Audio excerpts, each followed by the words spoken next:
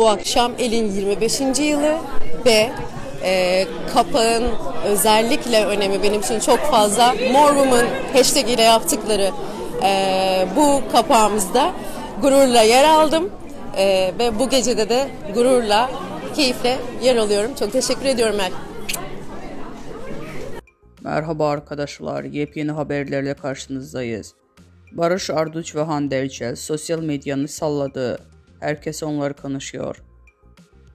Barış Arduç ve Hande Erçel Bir Başka Aşk adlı filmde başrollerini paylaşacak. Yaz döneminde Çeşme ilçesinde çekimlere başlayacak filmin için bir araya gelen iki yıldız oyuncu sosyal medyada gündem oldu.